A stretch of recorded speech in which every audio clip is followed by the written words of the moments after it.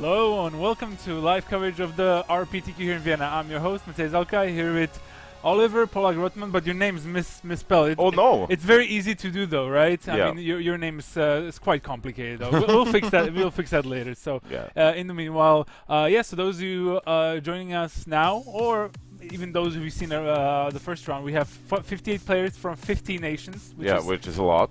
Quite an achievement, even with the no Czech players involved, which is quite surprising because they have a large number of PPTQs and also they're pretty close. So I would really expect some, but there's the RPTQ in Prague next week. And there's Grand Prix Manchester as well. Oh, all right, yeah. I mean, if you there's no live coverage from that, you'll get to see us instead, which is I guess much better. So this also means that you'll be able to see maybe not as high of a quality of players as last time, but our feature match for this round is going to be pretty sweet as well. We're going to have Tamas Nagy facing off against our favorite Turkish player, Batuhan Ucuzal. Something like that. He qualified last time at the RPTQ, so he's certainly capable of winning again. He's currently in the lead for the Turkish national captain, which is a race you would think like, oh, 3 points is enough, but actually you need to get around 5 to 8 points depending, and Batuhan now has a 2-point lead over famous moto grinder Osman Ozguney. A lot of people know from Magic Online. So he's grinding as well. He's playing every GP basically. He can attend. He even asked me, Ollie, should I come here to Vienna again or should I go to Manchester? And I said, like, well, you did great last time, and it seems to work out. Yeah, it's still a tough field, but compared to last time, we have a big influx of Italian players, which is only natural. We know that they're going to split their RPTQs into 2 separate events, but for a lot of them, it's still better to come to this one because it's just closer. And last time I think we had like 3 from Udinese. Yeah. And this time we have 9. So I assume. Whoa. Okay. I assume it's going to be even more. Later on, like as time goes by and they see, because just Italy is crazy for Magic. What can you say? But so is Austria. A lot of good Austrian players in attendance. I saw 10 Austrian players in the field, which okay. is a lot. So I was not even aware that many players were qualified, but it's great. I hope this time someone gets a slot. Yeah, I mean, and we have lots of talents right in the field. The famous, not yet famous Austrian players, I would say. I would say maybe Sebastian Fiala-Ibiza. Yeah, you saw him on camera the last round and for deconstruction. Yeah, because he's young, still was a member of the national team that got into the semifinals at the World Magic Cup. Super solid player. We all like him. But there's also several others, like Mark Litvak, for example. He also played a Pro Tour this season as well. He's doing pretty well. Wants to go for that silver. Yeah, but it's still some ways off, so really needs to qualify here, and then maybe hope to grab some points. So I guess we'll switch over to the feature match area. There we go. There we go. So we'll fix the live total because the players have not started yet. So as you see, both players are at 1-0, so they both won the first round, and we're going to watch them play here. So let's see what they brought to the tables, because we do see that on the left Tamas Nagy is white red. White red, yeah. So white red, quite a common color combination. And red green. Red green on the right. So for Batuhan it's red green, and quick start with a Quilled Wolf on the side of Batuhan, and a Moorland Drifter on the side of Tamas. There we go. The first point of damage get in. Both players have a fast start. Tamas wanted to trade, but the combat trick saved his Quilled Wolf. One thing, there is no other 2-drop for Batuhan, so it's not that bad for Tamas. Oh, where do we go? Not yet. So. Not yet. But. I think it's now down. Tamas is down to 16 now because of the rush of adrenaline and the hit from Quilled Wolf. And Batuhan adds a Pyrehound with Fiery Temper in his hand, as well as a Reduce to Ashes. So if Batuhan can keep the beats going, I think he can find a way to win here. Yeah. Let's see. That's a pretty good defensive creature though. But and there's land, Reduce to Fire do some work ashes. or reduce to ashes.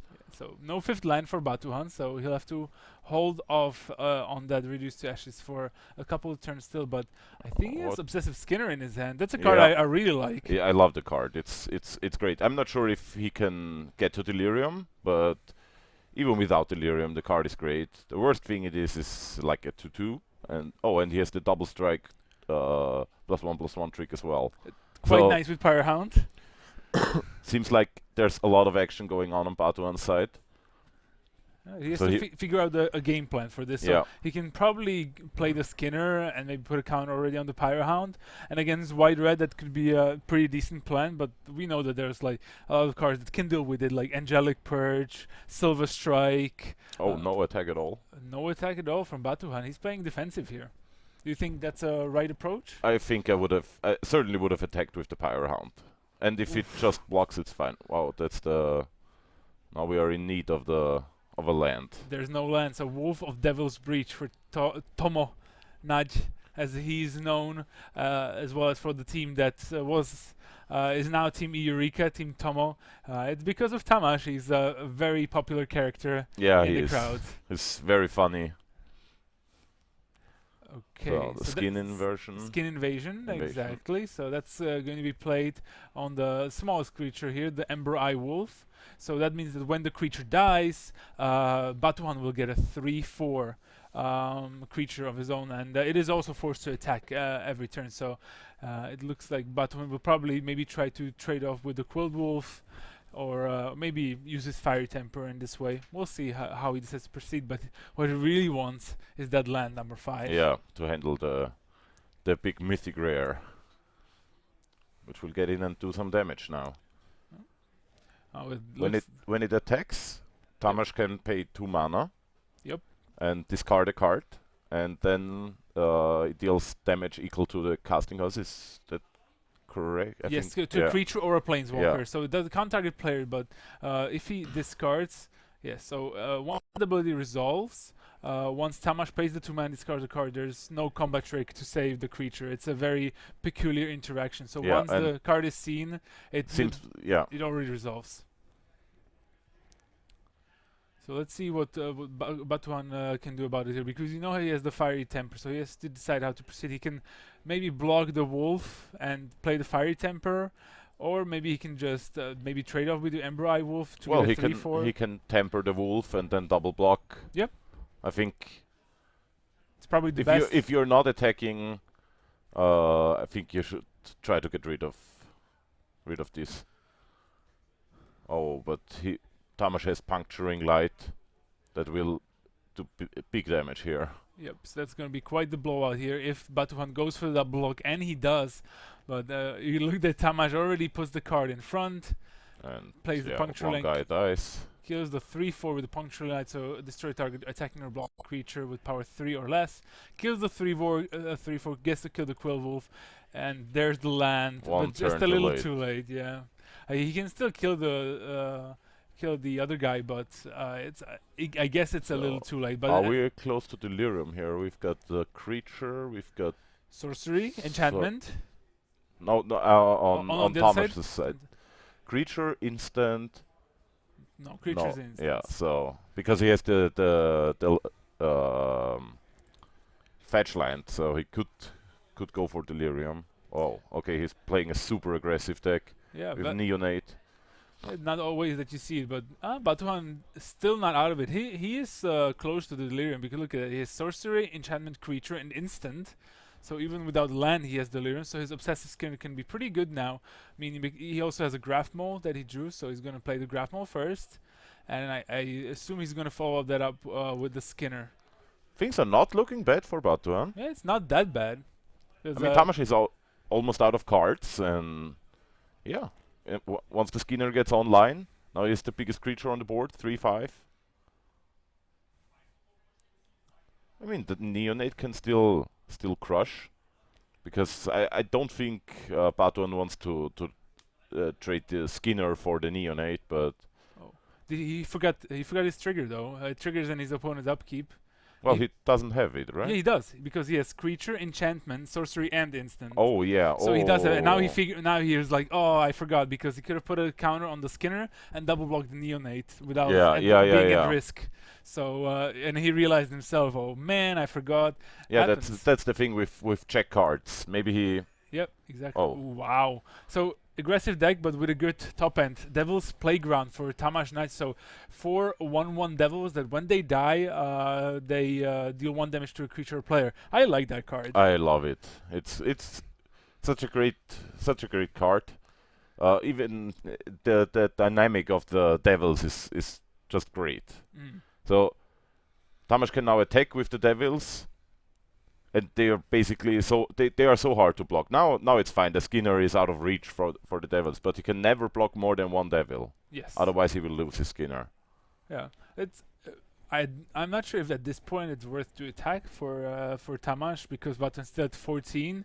But if he doesn't, that Batuhan red-green deck, you would assume he'll probably has some big creatures. Also, that Obsessive Skinner, if it stays around too long, then Yeah. it's gonna grow big. I mean, there's also the Uncaged Fury, so maybe one misstep and Batuhan can steal the game from out of nowhere.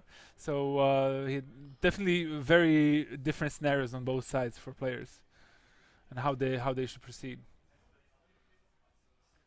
It's not easy for Tamas to figure out a way to win here. I mean, he cannot just attack. He's losing his creatures in combo.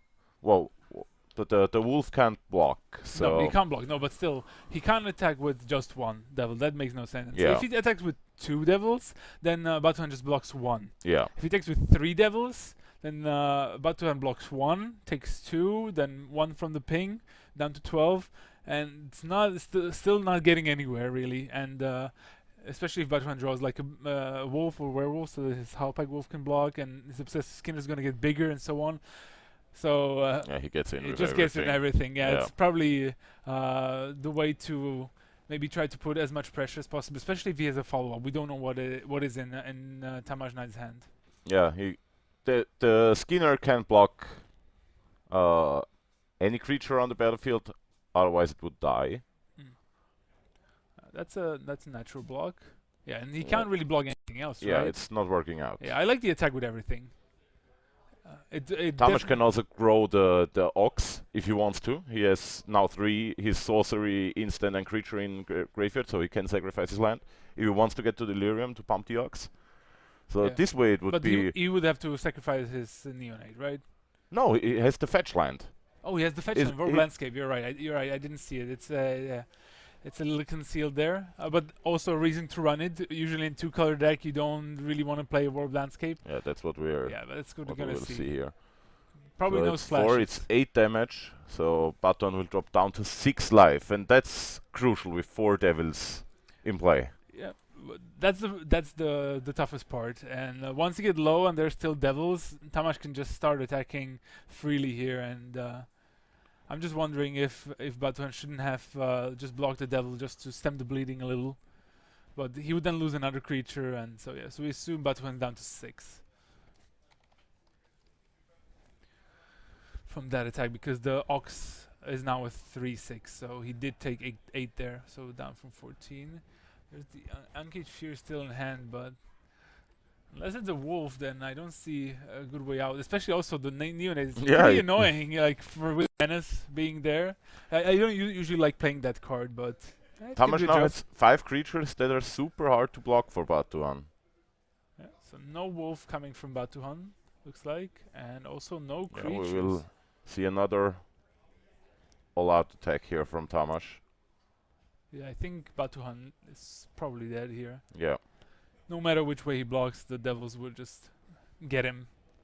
I mean, he can still survive for a turn, but he's basically dead unless it's just so hard to find an answer to the devils. Yeah. Like, there's no big life gain spell that's worth running. The only way for Batuhan to like really do something here would be something like Confront the Unknown.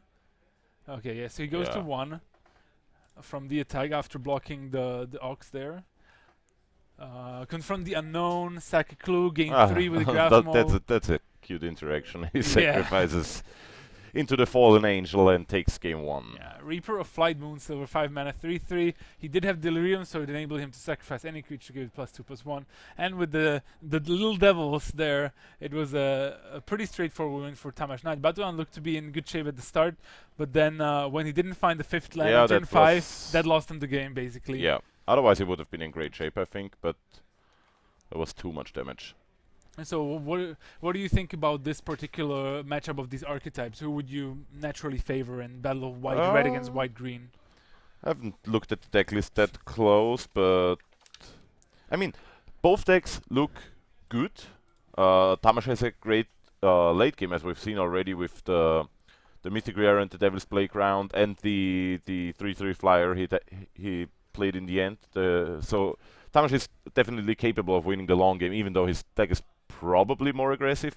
And Batuhan's deck looks very nice. I like it. He has the Uncaged Fury and the Rush of Adrenaline, so he can win through every board stall, basically. Yeah. So his creatures look decent. I mean, he's going through his deck now. They all burn from within. Oh wow, that's a great game. In a struggle, so a lot of removal.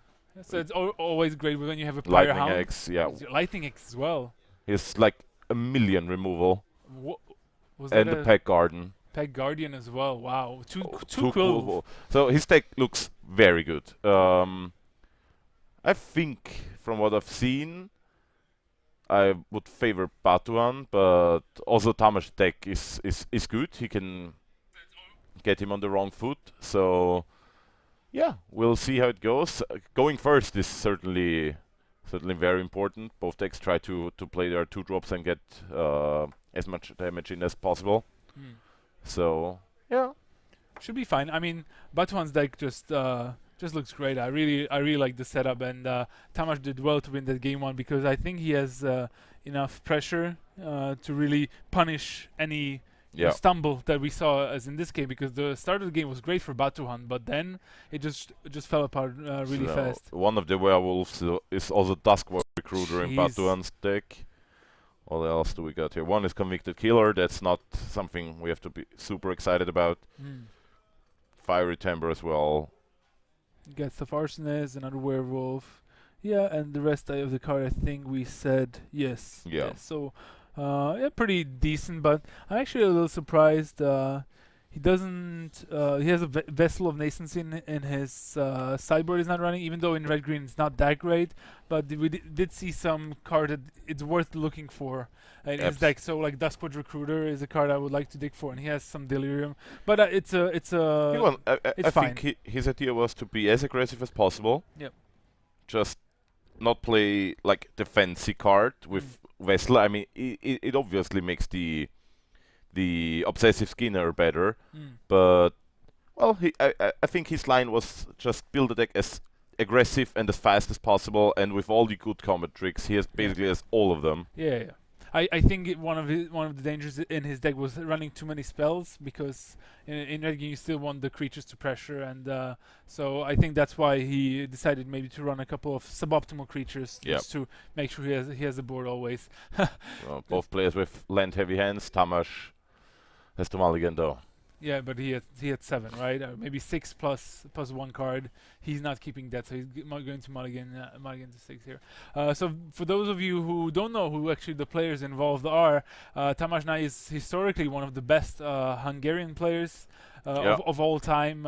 Definitely, I think they're all-time pro point leader. I guess that's correct. Yeah. He also won a GP last year. GP Strasbourg. Yeah, limited. Beating some good opposition there. I was covering that GP, and he was very happy with his win there. But unfortunately, he didn't get silver that year, but just couldn't close the gold level status. It wasn't that far. He just couldn't make it, and since then he's been playing a little less. A funny fact about Tamas is that he played like 15 Pro Tours or something, or maybe it's just 12, I don't know, and he never won a PTQ. Wow, impressive. So he just qualified through his nationals or GPs or Pro Tours, but he never won an actual PTQ. I remember him losing in the quarterfinals of one RPTQ already, and he always lost in the finals of the PTQ. Wow. So impressive. I really hope for him that he gets there this time. Oh. Yeah, so the players start here game 2 with let's see if the games are going slow, but Batuhan looks to have a very good curve. Emperor I Wolf, and I saw a byway courier in his hand as well. Let's see if Tomo can keep up with the pressure. No 2-drop. He has 2 inspiring captains in his hand. Yeah. Not great. So down to 18. Batuhan also has a land heavy hand. Yeah, but the curve is great. It's fine. I've really grown to like Emperor I Wolf. I come to appreciate it. It's a card that in other formats probably wouldn't be as popular, but I think it's in a pretty decent shape here, especially with the combos like with Ankit Fury or just with a couple of other combat, Rush of Adrenaline being also another good one. And here's the attack. So Batuhan wants to attack, but Tomo will play the Expose Evil, get a clue, tap those, and interestingly enough, but I thought Batuhan did have a Graph Mole in his hand, but he had one. Oh, but he has the Pack Guardian, so well, that's better. Land heavy hand, you said? No problem. Especially if he has removal for the Inspiring Captain, he's in great shape. But even if he doesn't, he can just attack with his creatures that can grow up to 3 power and still follow up with a good card. That was. He can trade his wolf and get like 10 points of damage in. Also not the worst. Yeah. So Batuhan really unrelenting. His deck, I would be very surprised if it wasn't at least in contention for top 8 here in this RPTQ. His deck looks stacked. Almost all the good red-green cards. So. Yeah, and he's a good player. Yeah, that's true. Oh, and there's the Skinner. So now he can pump up the wolf. Yep. There's no good block for Tamas. At the best, he can trade with the Pack Guardian. Yes. Yeah, that's what he goes for. There's a swing with everything. And we know Batuhan still has the Graph Mole in his hand, so if he also has a land, he can fall with yet another creature. And with Descend upon the Sinful being one of the only outs for white decks, and Tamas being only on 4, he probably doesn't have to fear that, and he can probably go for the kill next turn. But the whole match, from what we've seen so far, showcases how the format actually works. Like super aggressive trades, try to make good trades so Tamas doesn't. Okay, he somehow. I think it just seems he didn't realize that it's going to grow up to 3 to 9, not just a 2/2, and there's another Inspiring Captain. But I think that's almost lethal. That's one off lethal. Yeah. But I think Batuhan's aim high. So yeah. This game is over. This game is way over if he has the aim high. If we hadn't misread what is in his hand, so we'll see. He should have traded off with the Pack Guard next turn, but there's the aim high for the kill. Actually, Lightning Axe. So Batuhan's still not out of it yet. So there's just attacking for 4 then, putting Tomo down to 4. But there's the Graph Mole from Batuhan, so he still has 3 creatures. But it was a nice Lightning Axe. Yeah. I think Batuhan was very greedy in playing that aim high. I would have saved it and waited at least, not even to show a combat trigger. I mean, such a dominating board position. Why reveal? But Tamas can only play 1 creature now, and well, that's still not enough for Batuhan. Squirming in his seat a little. He knows he's on the ropes. Also, not having Delirium 3 cards by now. He only has not mistaken, his land creature and the instant. Yep. There's a Reaper Flight Moonsilver, but it's not going to be enough here. So Batuhan can just attack with everything. Gain 3 life. So that was burn from within. So now the game is over. Yeah. He's even showing the burn from within. I have to speak with Batuhan after this round. Yeah, because we're decent, good buddies, but I need to teach him some I wouldn't say manners, but just a way for to maximize your game. Well, both players are really emotional players. They're like throwing cards and I'm winning here. It's great to see them battle. It's a great match, very enjoyable. Yep. So I noted thanks for those of you who've been active in the chat. We're obviously following that as we go. Someone made a good point. Frank Karsten has never won PTQ either, and he's in the Hall of Fame. Okay, I didn't know that. Actually, funnily enough, it's not only that Frank Karsten has not won a PTQ, he has actually never won a tournament. That's what he says. I'm not sure how true that is, because there's obviously some small tournaments, some FNMs, you know, like small drafts and so on. But I'm sure he has never won a tournament bigger than an FNM in his life. Wow, that's, I wouldn't say impressive, but it's a fun fact. Yeah, he never won a PTQ, so that means he only qualified through GPs and ratings at the time when he was active. Because for those who are not playing Magic for a longer time, this is one of the ways that Tamas has qualified for quite a few times for the Pro Tours. The fact that before you didn't have Planeswalker points, you had the so-called ELO rating. Exactly. Meaning you started at 1600. And what would you say was like, when were you a good player? Well, you needed to get to 1800 for one buy. So if your rating was always above 1800, you were like seen as a solid player, I think. Decent, yeah. Yeah. And like for a Proto qualification, you needed like 2050 points, which was a lot back then. It also meant you had 3 buys. Yeah.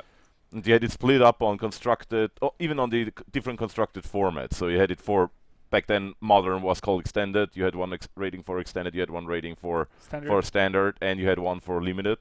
So yeah, and then a separate one for at the time Vintage or whatever it was called, Classic. yeah, but that never. Yeah, that wasn't ever relevant. Yeah. But so just to get an idea, so you started at 1600, and you gained points whenever you won and lost points whenever you lost, depending how important the tournament was. Yeah. So that meant that I think like the best players were always around 2,100 points. That was usually if you like did well at the Pro Tour or like won a GP, you had.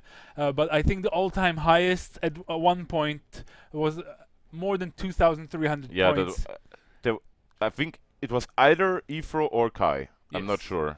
But it's very hard to achieve, because once you have that many points, when you lose, you just lose so many points, because it was done as the difference between the ratings of the players. So yeah, being at 1800 meant that you were like a solid player. 1900 you were usually regarded as a player that can like win a PTQ or do really well in GPs, and 2000 more usually meant that like you were like a Pro Tour player, level player. Yeah. And Tamas was regularly around the 2000 mark, together with someone like Frank Carson usually. What was your highest rating?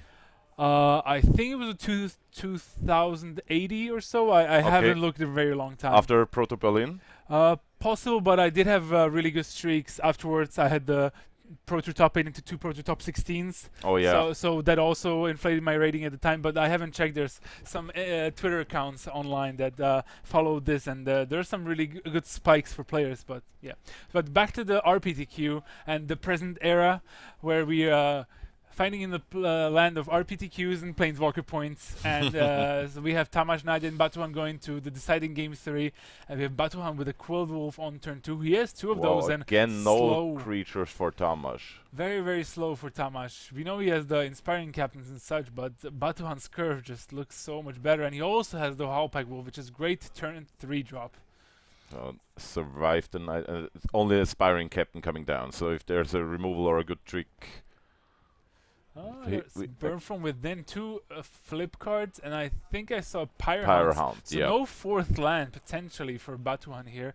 Let me update the In the Struggle is the last card, so we don't know what the werewolves are, but the other cards are Pyrohound, In the Struggle, and I think Peck Guardian as well. Yeah, Burn from Within 2, and I think this is the Skin Invasion. Yeah, seems like it. So it's one of the check cards, I would assume, yes. So that's the Skin Invasion that we've seen in game 1. So he plays Skin Invasion. Do you attack here with the wolf? I guess so. Yeah, and Tamas takes it, goes down to 15, is not willing to trade Inspiring Captain. I like this play. I like attacking here now for Batuhan, because now Tamas will be forced to attack with the Inspiring Captain, and it forces the game to go into a race situation. And if Batuhan draws the 4th land, he will be in great shape. Just for how is the interaction with Skin Invasion? If you kill the Inspiring Captain, do you get a 3/4 that can attack immediately or not? I think it can attack immediately. I think so, because it still stays on the battlefield. It should just transform. I don't think it works like the Origins Planeswalkers that it exiles, come back to the creature. I think it just flips. So there's the inner struggle from Tamas, using it in main phase, scared of maybe of some sort of trick, but I'm sure he could have waited here. But he goes for it right away. And we know that aim high is not going to save this one. Yeah. Because it's still going to deal damage to the creature equal to its power, so... Batuhan's like, so you kill this one. Now, okay. It's like, it looks like it's hard to believe for him, but yeah, it's just going to resolve. Not much that these sorts of decks can do about it. So let's see if Batuhan draws that 4th land here. It is the 4th land here. But he now cannot burn within the Inspiring Captain. No. Because it's exile, so yeah. he would. I mean, he can, but then the skin invasion wouldn't flip, so it's not a good deal. But I think he can play he can attack here, put Tomo down to 13, and then play a Pyre Hound, which is going to be great with the inner struggle. Yeah, I think he could inner struggle too. It depends on. He's in the driver's seat here, so I think you just want to run out more creatures. Tamas doesn't have a whole lot, otherwise there wouldn't have been the need to destroy the 3/3 wolf with inner struggle. So it seems like there are no follow-up creatures here. Yeah, and I also should. And there's the playgrounds. Ooh, Devil's Playground. So that's a good one though. But I think Batuhan is still in decent shape here. So he's Batuhan's down to 14 after that attack from the Inspiring Captain. But we know that he has the inner struggle as well that can help pump up his Pyre Hound. He also get the 3/4 once he kills the Inspiring Captain, and Tamas is out of cards almost. It looks like he has 1 left. I think he might have mulliganed this game as well. We know he mulliganed game 2 for sure. So we'll see how he decides to play it. Batuhan could also play it slow. With so many good cards, he also has the Pack Guardian too. His hand is stacked. He just has to think how to maneuver the game. The Devils are somehow make combat math a little tricky. But yeah, I mean now I can totally see Batuhan just leaning back and eat up the captain with the Pack Guardian, and then swing in the next turn. Yep, maybe. Oh, he's not going for it. It seems. No, so he's. What can the check card be? It can be the Duskwatch Recruiter, or in his hand. Yeah. Could be a Gatstuff Arsonist as well. Maybe that's why. Yeah, or Convicted Killer. The Convicted Killer. Yeah, so we Does- don't know. Doesn't have that many flip cards. So we'll see. I mean, playing lands is obviously fine. Ooh, that's aggressive. He's gonna swing in with the Pyre Hound here, and Tamas is like, how am I gonna block? Okay, this is. I think that's could be unwise. But I think, yeah, with this setup, I think he can kill all of them. It's really risky against aim high, I think. He's just gonna inner struggle the captain and then eat up 3 devils. Yeah, this is fine. Losing the Quilled Wolf in the deal, I guess. Yep. Looks that way. So he's gonna kill 3 of the devils. I didn't like this play much. Yeah, he should have attacked with the wolf. Or he should have done it pre-combat Yeah. to also attack with the wolf and the skin invasion. The token parasite, I think. So I think that cleared the board, and might have pinged Batuhan for 1. I'm not sure. Yes, he blocked. Yeah. Yep, he pinged at least for 1. So I'll put it to 13. So now the board is pretty clear. Batuhan probably has some good follow-ups, but I in his spot I would have passed the turn, waited for the Inspired Captain to crash in a struggle at that point, and or play the Pack Guard. So Tamas has Odrik and Lightning Axe and Survive the Night. So he's okay, not bad. That's actually very good. So now we might see the Burn from Within or Rush of Adrenaline. Let's see what's happening. Yeah, let's see what's gonna happen here. It's a complicated format. It this is something certainly you appreciate when you play it. There's a lot of tricks that can happen, a lot of things that can happen with open mana. So it's like flash creatures as well. So definitely lots to play for here, and we'll see how Tamas handles this situation.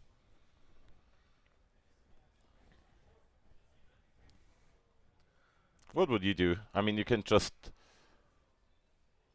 I would probably, play the Survivor Knight here. It's the safest play. I mean, he does expose it to the Burn from Within because that evades the Indestructible clause. It does? Yes, it says Okay. if the creature is indestructible, it loses it, and then it exiles it. It actually, I saw that interaction in round 1 happen when a Okay, player played that's an funny. Avacyn in response to Burn from Within, but Oh. it didn't help him. So, what's happening here? So there's the rush of adrenaline. So Basically, they are trading off combat tricks with Yes. Batuhan doing some damage. Batuhan doing 2 damage, I think, with the 5/4. Yeah, it's 2 trampling damage. over for 2. But So we probably should get the big pens, the big sharpies for the players again that we are able to. yeah, so it was a read it here. convicted killer in the end. So yeah, but Tamas still in fine shape here. He has has a lightning lightnings, axe. so, and he has the clue that he can sack as well. So if he draws some gas, he could be in decent shape. But the good thing for Batuhan is the fact that he's basically drawing gas whatever he does, because if he draws a spell, he has a spell, great. If he draws a land, he has the Guardian, so that he gets a 4/3 and a 2/2. So he's in decent shape. There's an explosive apparatus from Tamas there. And he's manlining up perfectly. He can blow up the apparatus, sack a clue to get another card in his hand, and still be able to lightning X if he needs it. Yeah, Tamas is also able to attack. Yes. So down to 10 for 10. Batuhan. This is a very good game 3. Lots of decisions on both sides.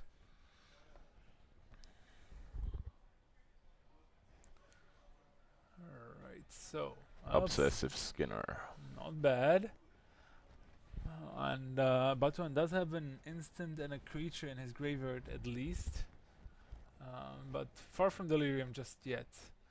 The Skinner is not that great here because I mean he can put it on the 4/5, but then that just makes Lightning X really good. He cannot do it on the convicted killer because then he turns on the apparatus. Yeah. Yep. So he might just get in there. Yeah. Just attack. I think that's a wise choice. A Pack Garden on this board state, playing a Pack Guardian without discarding a land and having Burn Within afterwards is a big deal. Yeah.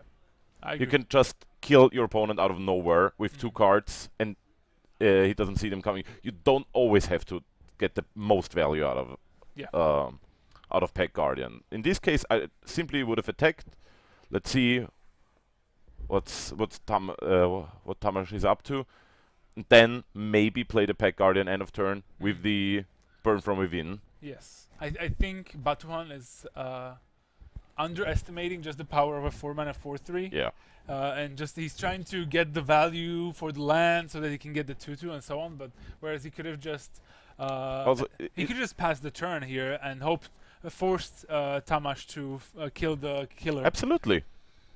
He can just attack with the 3/4 and see what's happening, get the damage in, and then I think this, and it's also about mana efficiency. He didn't use his mana properly. Now he has 2 big spells in hand. He has Pack Guardian and the Burn from Within. So when you're playing like this, you want to be able to play 2 spells a turn, and Obsessive Skinner perfectly fits in that role.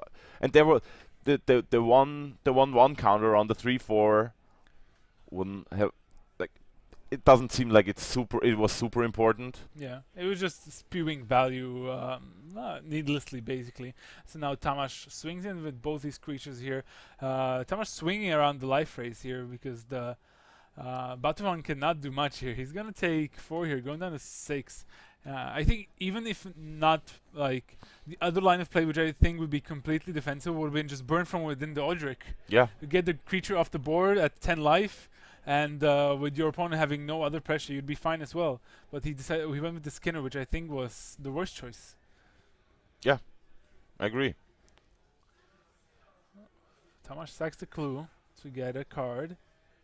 Let's see if there's a creature follow-up. I would have liked to see Tamas do that before combat.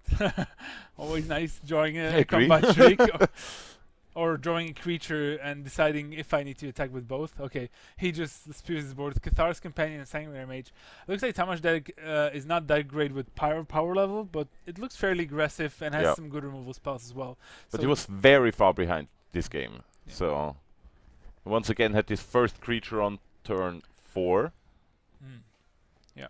The Devils did some work, but Batuhan was in a situation where he could have maneuvered the game in a different way. He could have played more aggressive or more conservative, but he somehow took a middle route, and that led him to a board sit. Now, every spell, if Tamas draws any spell, his whole team is indestructible for the next turn when attacking. So Batuhan is really far behind. The best thing he could have drawn is a land for the Pet Guardian, because now he's not able to attack anymore.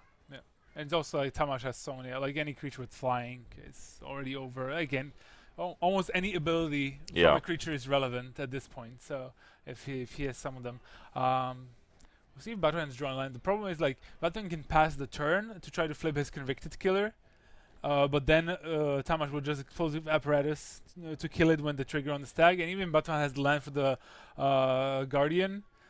Then he's gonna have he drew the land for the Guardian. He drew the land, so he's gonna do that. So this is gonna flip.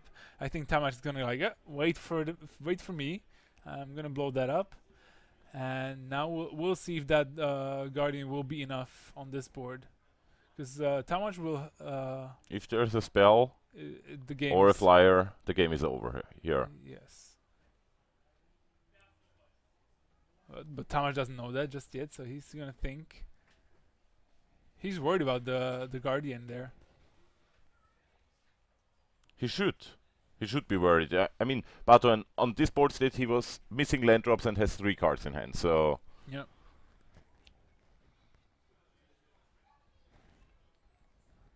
And there we go. So he's gonna get the wolf here. Okay, so Tomo playing very defensively, just passing the turn. Interesting. Do we have Delirium now? We have land, creature, instant, and the skin enchantment. So we do have Delirium now. So the question is, did he pass the turn already? No, he didn't. No. So he can. Let's see if he forgets this time. Yeah. That's the important bit. I appreciate Tomo's patience and not attacking there. He probably drew a land, or he knows that he just needs to draw a spell or a good creature, and certainly aware of the Guardian. And he's aware of the fact he just needs one spell and his team is indestructible. Yeah. For those of you not knowing the interaction, it's about the Cathar's Companion. When it triggers, when you play non-creature spell, I think. Yeah. It gains indestructible, and Odric says you copy your abilities for your team, so he's gonna give indestructible to the whole team, which would make for much nicer attacks, and Batuhan would be mainly on chump block duty. But I think Batuhan finally pulling the trigger on the Burn from Within and killing the Odric. Yeah, wants to kill the Odric here, and he knows that at this point I like the change of pace from Batuhan, because now he will be able, if he doesn't forget the Delirium trigger, he'll be able to grow his creatures to a very nice size and just get there in the long game, because he also has an Ember Eye Wolf in his hand, so another decent creature. What's going on here? Oh, just a Warp Landscape sacrifice. But Batuhan won't forget the trigger this time. He already picked up the dice. Yes. So, well, Batuhan certainly could have, we feel, could have played the game a little better. He's finally switched gears and got the right cards to maneuver the game into his advantage, but Tomo can draw some good cards. I'm trying to think of what he has. How about Archangel Eversin? Something like that. I just looked at his deck and I was like, oh yeah, he has Eversin, so that could explain a lot.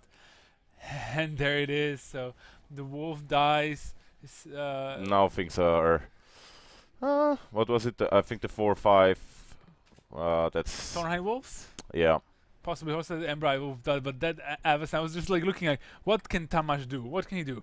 Boom! Archangel Avacyn for the win, and now I don't think Batuhan can. He can't attack because then the Avacyn would flip and kill him almost right on the spot, and he doesn't have any defense against flyers. I think his deck is. He's dead next turn. You can. Yeah.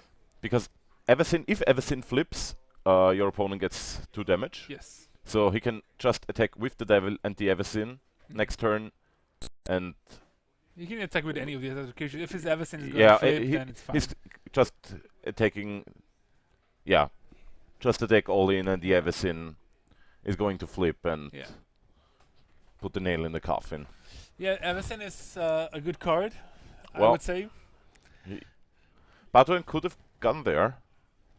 Yes, he could have if he had played the game slightly differently. Yeah, I think so too. That playing the 5th land, that one turn, and not being more patient with his inner struggle, I think cost him the game. But his deck is so powerful, like he can definitely rally back. But I don't think attacking here would achieve anything for him. So just the Thornhide Wolves and a pass. And this point, I think Tamas will just attack with everything. Yeah. Because he knows that he's going to get in for 4 with the Everson, put Batuhan down to 2. And if any of his other creatures die, which they have to, because otherwise they're lethal, then the Everson's going to flip and deal 3 to all of Batuhan's creatures, but more importantly... Also to Batuhan. Exactly. Tomo just doing the math. Am I right here? Bam. Maybe he's singing in his head, maybe, am I wrong? And... yeah, there's just some blocks there. At least Batuhan didn't forget his Obsessive Skinner trigger this time. But I don't think it's going to change anything, yeah. So well. Batuhan's going to go down to 2 from the Everson, 1 from the Devil. Or Tamas can also kill. Yeah, he's going to kill the Skinner, but I mean, that's what's going to happen anyway with the Everson flip. So, yeah, pass the turn, flip. Flip. They're just checking like what's going on there. Maybe they're unsure of how exactly it works. Well, if another creature you control dies, flip Everson next upkeep. Yeah. So you don't have to announce. You don't even have to announce my creature dying. Yes. So there we go. So they found an agreement. So it's Tamas Nagy with the 2-1 win over Batuhan Ucuzal from Turkey. 2 of the better players in this tournament, and both looking to make a good run. Yeah, they're just explaining the situation here as we're gonna dial it back to the booth. Hey guys, it's me, Matej Zatlkaj, here with Oliver Polak-Rottmann. Are you gonna be platinum this year? Hopefully. Hopefully. How close are you? 4 points missing. 4 points missing. 7 points missing, but 3 starting points from Pro Tour. Alright, so you're at 43 now. Yeah, exactly. Platinum is 50. Alright, so as you see, we have some good players in the booth, and I'm not talking about myself. This guy. Well, you're a limited expert. You're in the run for Draft Master for the World Championships. At least something. Honestly, to be fair, I really like doing coverage this weekend here because I've been drafting so much on Magic Online. I think I average around 1 draft a day.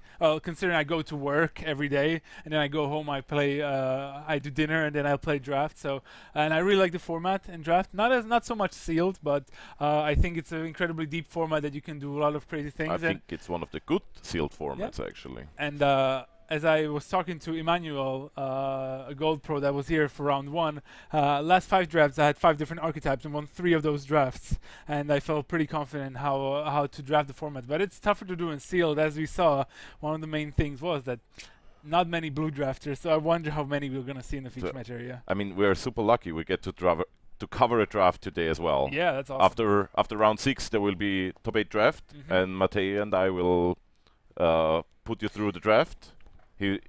As I said, he's just doing drafts all the time, so he's super expert on that. Thank you, I appreciate it. But I consider myself a terrible drafter, but it doesn't matter. Well, I'm gonna go for the draft master anyway. All right, so we're gonna go on a short break. There's still some time left in the round, so we're gonna figure that one out. 4 minutes in round, so that means don't go anywhere because the round's gonna finish. There's 58 players, so I assume there's not gonna be too many extensions and so on. And we're gonna be back for round 3 with some more RPTQ action for here from Vienna. So see you soon. See you soon.